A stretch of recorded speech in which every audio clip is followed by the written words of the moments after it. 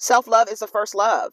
The love you crave has to come from self-love first. I appreciate her for being real about her feelings and showing people that you can have it all.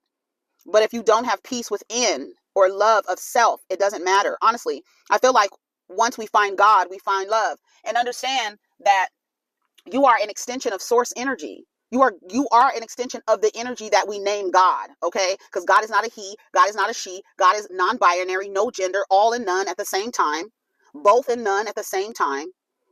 So that's where we come from. So when you start seeing and understanding that the God and all the external things outside of yourself, it's all here. You come from all of that. I'm going to send her We Outside Sis self-care journal. She talks about the struggles often and probably needs to let go of trying to have control over these emotions and just be in a gratitude spirit for the good and the bad. Release self-doubt and not finding love. Release self-doubt of always wanting validation. And then you're looking for validation from men. That's the wildest part. From a group of fickle humans. They don't even know what they want. Majority of them don't know, and you're looking to that group of people to validate you.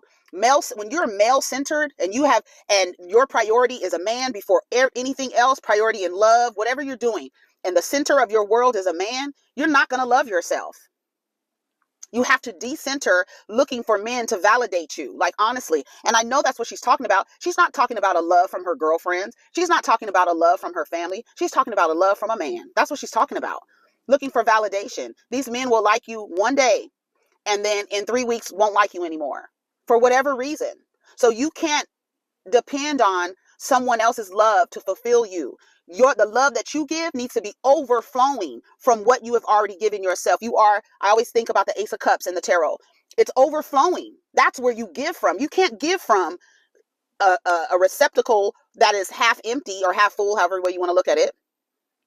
But the truth is, you give the love that you have from your overflow. If you don't have the love to give to yourself, you can't get it or even be on that frequency to receive it, to even give out that frequency so that it can reverberate back to you.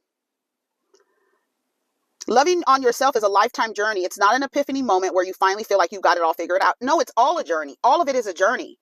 And you're going to come to spaces in your journey. I always use a video game analogy. You're going to come to places in this game where you are going to have to choose yourself. And a lot of the times you need to choose yourself first. Put your oxygen mask on first.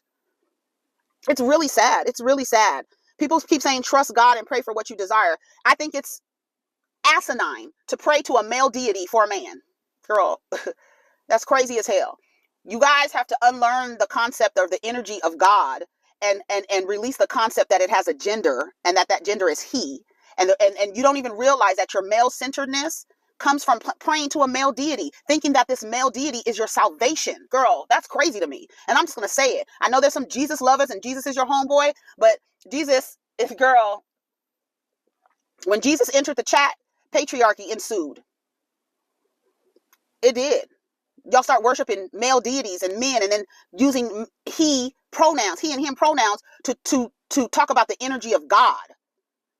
You listen to yourselves when you talk about God and you use a male pronoun and you don't think that translates into your ideas of how you view men, these infallible creatures, these creatures that need a second chance. You don't think that your worship of a male deity doesn't translate to how you worship these niggas?